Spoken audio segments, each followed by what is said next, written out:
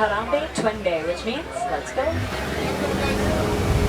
So, Jambo, everybody, hi. My name is Kristen. I am going to be your safari guide for this journey out through the Harambe Wildlife Reserve. We're about to go get a glimpse of Africa, including some of the most amazing animals. You can feel free to have cameras out and ready to try to take pictures, but if you're going to do that, I do recommend high-speed settings. There are some areas on the reserve where we are not allowed to stop. Even when we are allowed to stop, it's only going to be for a few seconds. So I also recommend that you hold on to those cameras and to all of your other personal belongings very, very tightly. We are not allowed to stop for anything that falls outside of the truck. It could be a while before we see dropped items again. But we are going to go get started right away, heading deep into the Little Ituri Forest. Forests like this one are home to many different types of animals. Their natural colorings and markings can blend them in really well. And if you look out to the right, you might see an animal already. Up on top of the hill, just to the right of the tree stump, that's an Okapi. Okapi are kind of reclusive animals. They are a little bit shy. They were not first discovered by the Western world until 1901, which is pretty recent, relatively speaking. It didn't help that nobody believed them when they told people what they found, but that's because they told people they found a tall, dark brown animal with the legs of a zebra and the head of a giraffe. Everyone thought they were making it up. Well, if you look out to the right, you can see that they weren't. It's the Okapi. They're the only living relative of the giraffe because of the shape of their heads. The boys even have ossicons, which are those false horns that all the giraffe has, and all of the Okapi have long, black, prehensile tongues, again, just like the giraffe. But out to the left at the top of the hill and towards the front left of the truck by the rock wall, there's a few black rhino in the area. They're another really rare view, but unfortunately it's because they've been hunted nearly to extinction. There were fewer than 5,000 of these beautiful animals left in the world. Our reserve has been trying to change that. We've been working with groups in Zimbabwe. They monitor the rhino, keeping an eye on things. They also provide veterinary treatment, even rehabilitation is needed. Hopefully the beautiful black rhino will not remain such a rare view. Coming up on the right, you're going to get a view of some rather tall, light tan antelope. These are greater kudu. Kudu are the second tallest antelope in Africa. Boys would stand almost 5 feet tall at the shoulder, and these girls that we're looking at are not too much shorter. Easiest way to tell the difference? Girl kudu are one of the few African antelope that do not grow horns. The boys grow horns up to 71 inches in length. It's almost 6 feet long. It makes them pretty noticeable. You might also notice the large black and white birds out to the left. Those are saddle-billed stork. They also stand about 5 feet tall when they stand upright fully. They have a wingspan almost 9 feet wide. To give you a little perspective, that's almost as wide as this truck. I still want to find a few more of the larger animals, so we're going to head out to the Safi River, my favorite spot to look for hippos. Typically we get better hippo spottings up ahead to the left, so if you're on the left, please don't worry yet. But better is a relative term. You might see an ear sticking out of the water to the right. They can stay completely under the water, like the second one out there, for about 8 minutes at a time before they need to come up for air. They can even sleep under the water. Hippos will automatically come up for air when they need it, sometimes going right back under without waking up. It's a reflex they have that's kind of neat. And sure enough, there's a whole group of them sleeping out to the left, just to the left of the island.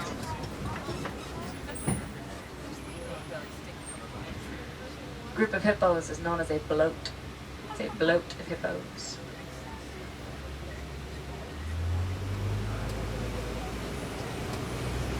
They are considered to be nocturnal. They're going to spend most of the day just kind of sleeping on the in the waters. They typically climb out of the water at nighttime when it's a little bit cooler to eat food. Each hippo eats between 80 and 90 pounds of grass a night. They're willing to walk about 6 miles down the riverbank and about 2 miles inland to get all the food they're looking for. I'm a little bit more worried about what the next animal's eating. As we drive over this really rickety bridge, if you look out to the left, those are Nile crocodiles. Please sit down. Thank you. I know this is all really exciting, but we are on a moving vehicle that I might need to start a stop very suddenly. Again, that is for your safety and the safety of those around you, that everybody has to stay seated at all times. Thank you. Also, as I was saying, those are Nile crocodiles. They are predators that snap bones. Their jaws have a crushing force of over 2,000 pounds per square inch, and they eat things larger than themselves, like zebra and wildebeest. Now, by larger, I do happen to mean bigger, taller, not necessarily longer, because from the tip of the nose to the tip of the tail, those crocodiles average about 16 feet long. So we are headed away from those rivers and out towards a completely different ecosystem with completely different animals. We're going to head out to the Savannah next. And as we drive around this corner, it's our first view of the Savannah. The Serengeti grasslands. These grasslands stretch for miles across East Africa. They're home to millions of migrating animals every year, making it kind of like their version of a superhighway. This is the Africa we're working so hard to conserve. Already you're going to start seeing animals out here. I know the giraffe in the distance are really exciting. We're going to loop around and get a lot closer, so I'm going to talk about them later. Out to the right by the tree line, those gray animals are part of a group of wildebeest.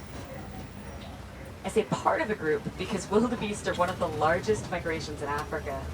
Usually there are hundreds of thousands in a single grouping. There can be as many as 1.5 million wildebeest in one migration. Again, please feel free to keep looking for the giraffe that are out in the distance on the right. I know they're exciting. On the left, we're at one of the edges of the reserve. You might see some fencing in between the tall bushes. I'm still keeping an eye out past the fencing. We had been hearing rumors of African painted dogs roaming around near the edge of our reserve. And sure enough, it looks like there's a pack of them by the cave coming up on the left. Now, these dogs usually hunt during the early mornings and again in the late afternoons when the rising and setting sun makes them almost completely disappear. They typically spend the rest of their day relaxing because they're endurance runners. They can reach speeds of 55 miles per hour, and they'll hold those speeds until other animals drop from exhaustion.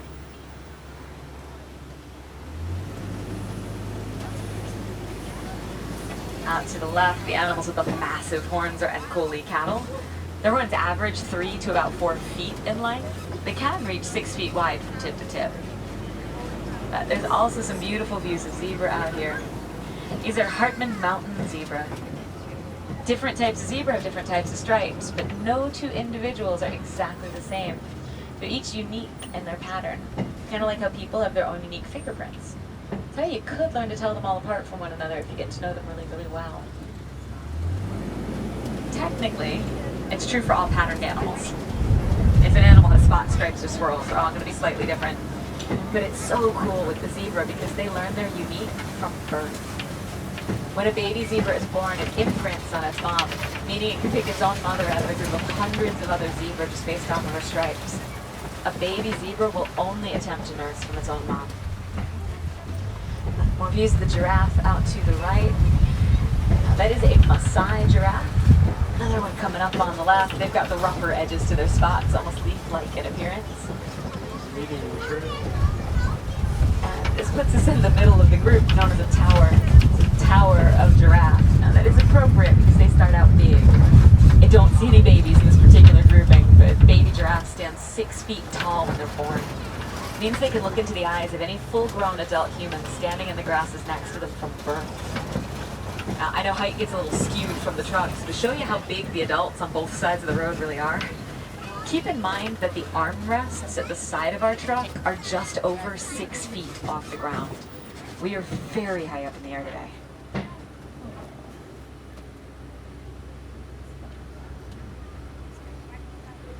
They do get very big very quickly. Giraffes are considered to be adults at about 3 years old. And adult giraffes stand anywhere between 15 and 20 feet tall on average. It depends a little bit on the type of giraffe, but just like people, giraffes have height ranges. They don't all get to be 20 feet tall. A few more wildebeest walking around out here, but also in the grasses to the right, you might see some tiny light tan antelope. brown springbok. They only stand about 3 feet tall. They weigh no more than 100 pounds, but they'll jump 6 feet in the air repeatedly when frightened or excited. They literally spring from place to place, just kind of fun. They can also jump 10 to 11.5 feet forward in a single bound. It's impressive because when they jump, all 4 of their little legs come off the ground at the same time. It's called pronking. It's kind of fun to watch. It's a little rare to see on a safe place like our reserve. This is going to bring us out past Monkey Point next. Coming up on the left, Monkey Point gets its name for a group of mandos that have taken up residence at the abandoned camp. Incredibly social amongst themselves. Mandos are very, very shy. The outsiders like us, I would not blame you if instead of looking for monkeys hiding out to the left, you just want to look at the adult male elephant coming up on the right. He is a lot bigger. He is a lot easier to see.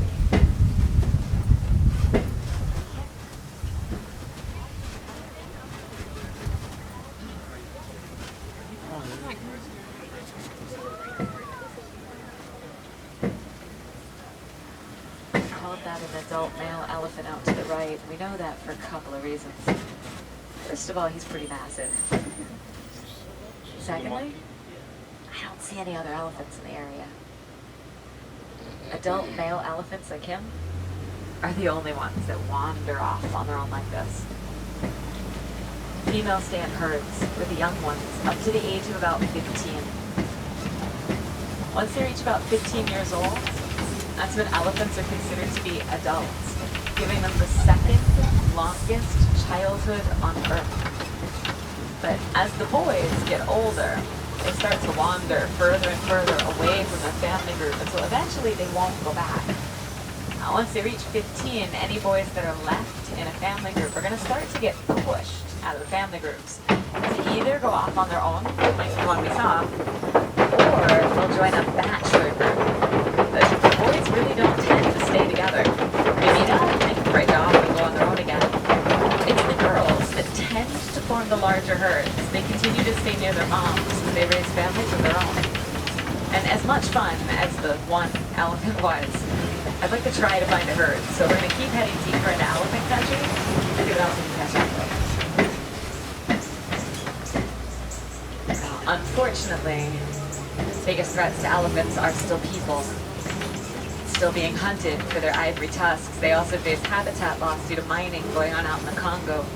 The miners are looking for an ore called coltan. Coltan's used in electronics like cell phones, laptops, tablets, things like that. So if you want to help out the elephants like the herd coming up on the left, please feel free to recycle electronics when you're finished with them. It's going to reduce the need for the ores. It helps the elephants and the other animals that live in the Congo keep their habitat.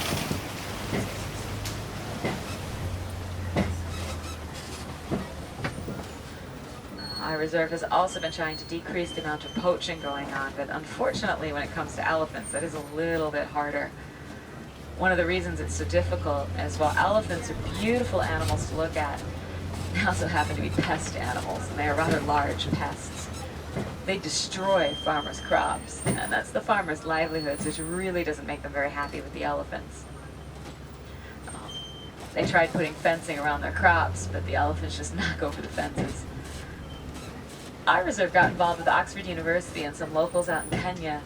We started studying elephant behavior and communication, and in the course of our studies discovered something kind of interesting. Apparently, elephants are afraid of bees. They even make a low rumbling vocalization to warn the rest of their herd out of an area they see or hear bees in. Just like us, elephants don't want to get stung. So we started encouraging farmers to put beehives along their fencing. Not only does it keep the elephants out of the farmers' crops, it also gives the farmers the added crop of honey and honeycomb they can sell. It's kind of a neat solution.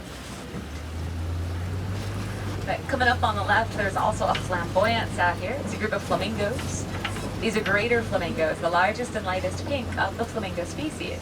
And if you look closely, you may notice a whole bunch of them sitting on those dirt piles at the edge of the island. They're nesting. To build their nest, they pile up the dirt into kind of a cone shape. They make an indentation at the top of the cone to lay their egg into, and they're going to sit on their eggs, occasionally standing up to turn them with their beaks until the little ones hatch. Now when the babies hatch, they're going to be little gray balls of fluff with black legs. They're going to reach their full growth at about 2 months old, but it's going to take about 2 years before they get their full pink coloring all the way through. Now we are in luck. Towards the front right corner of the truck, coming up on the left, these are white rhino. Much larger than other types of rhino. These animals weigh between 4,000 and 5,000 pounds at their full growth. They even start out pretty big. When the two babies in the middle of the grouping were born, they probably weighed about 150 pounds. Based off the size, they're probably somewhere between 5 and 7 months old.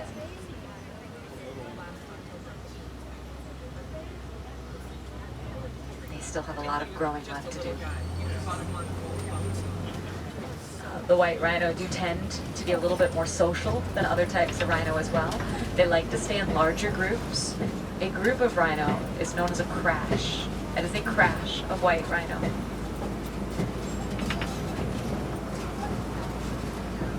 You might notice I keep calling them white rhino. They're not actually the color white. It's kind of a funny story. Under the mud, black rhino and white rhino are pretty much the same color. These animals got their name from a miscommunication. Native Dutch settlers called them wijd. Wijd is the Afrikaans word for wide, talking about the wide square mouths the animals have, as opposed to the triangular shaped mouth the black rhino has. English settlers came in, heard them saying white rhino. With all the accents, thought they were saying white rhino, the name stuck. We're not the only ones looking at the animals out here. Out to the left, where the green part of the hill meets the brown part of the hill, there's a cheetah walking around. And just above the rocks, sitting curled up in between the trees, there's another one. Do you see it? They do blend in really, really well. That's actually really rare to see groups of cheetah. There's a few more walking around towards the front left of the truck. When you do see a group, it's known as a coalition. And not always, but almost always, they're going to be females. Usually sisters that have grown up together.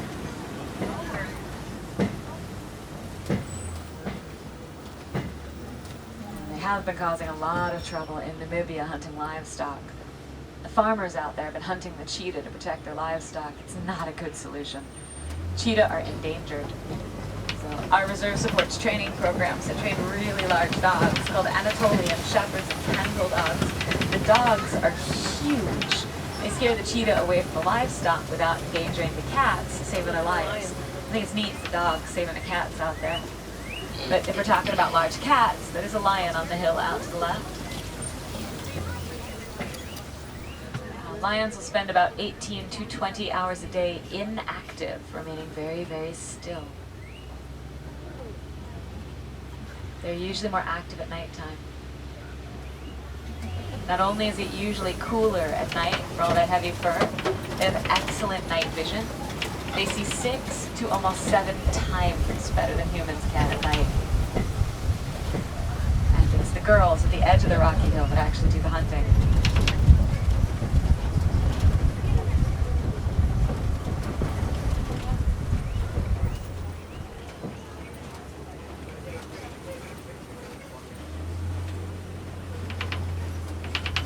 Girls go out to hunt. The boy stays back to protect the young ones and the rest of the group. That's how they have the work divided up. Only large cat to hunt in large groups. They basically have stay-at-home dads.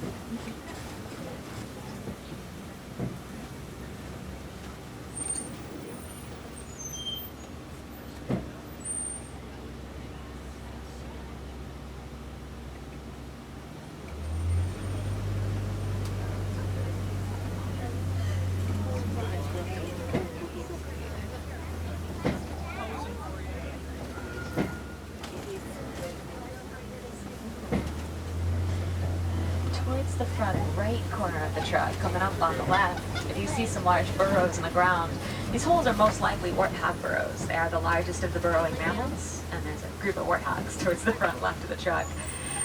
If they were feeling threatened, they'd back into one of the burrows with their tusks facing outwards. Never ever disturb a warthog that's backed itself into a burrow. Their tusks are very, very sharp. They are not afraid to use them. They've been known to back down lions. Think about size difference. It's pretty impressive. Towards the front right corner of the truck, the eggs at the edge of the grasses, those are ostrich eggs. Largest of the bird eggs weigh about 3 pounds each. Unfortunately, it kind of looks like the leftovers of a grouping, because I don't see any ostrich paying attention to them. Ostrich are actually really good parents. They're communal nesters. Girls all get together, lay eggs into one nest so that all of the ostrich, including the boys, can take turns taking care of the eggs until the little ones hatch. Ostrich can also get into some rather large groups. They can lay up to 78 eggs into a single nest. Out of a group of ostrich that large, only about 21 of the eggs would have been fertilized and incubated and actually hatched. There's almost always leftovers. This brings us past one of the warden's outposts. And recently, the warden has been raising Nigerian dwarf goats. Now that's great for the reserve for a couple of reasons. First of all, dwarf goats are kind of adorable.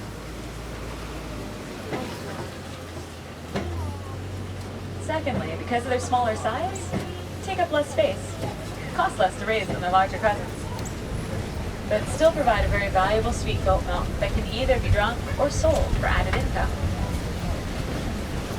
And they tend to eat a lot of things that other animals won't, like brambles, weeds, and roughage. Clears out the area, making it easier for other animals to find the food they're looking for. I think it's really cool when it's the humans and animals living together and working together to improve the environment around them. It's really what a lot of the conservation efforts are striving for. I talked about some of the programs that our reserve has been involved in, but if you'd like more information, stop by one of the local merchandise locations. They can even let you know how you can help out with those programs too. But one of the biggest ways that we can help the animals we love is by helping others learn to love them too. Hopefully, the animals out here were able to inspire you. And if you learn something new, spread it around. Getting to share knowledge and excitement about the animals is something very special that we can all share together. Unfortunately, it's starting to sound and look like we're getting pretty close to the village.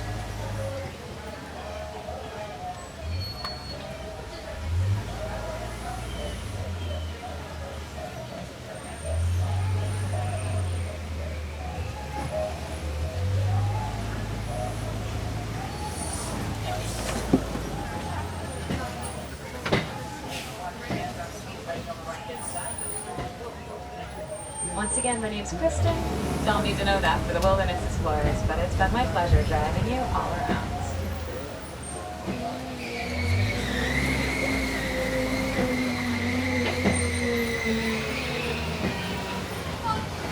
On the right, watch hands, arms, feet, and legs as doors sliding open. Watch your steps sitting down out of the truck. Make sure you have all of your personal belongings and coffee you need go well. Enjoy your travels here in Africa, wherever else you take you. Have a good one out there.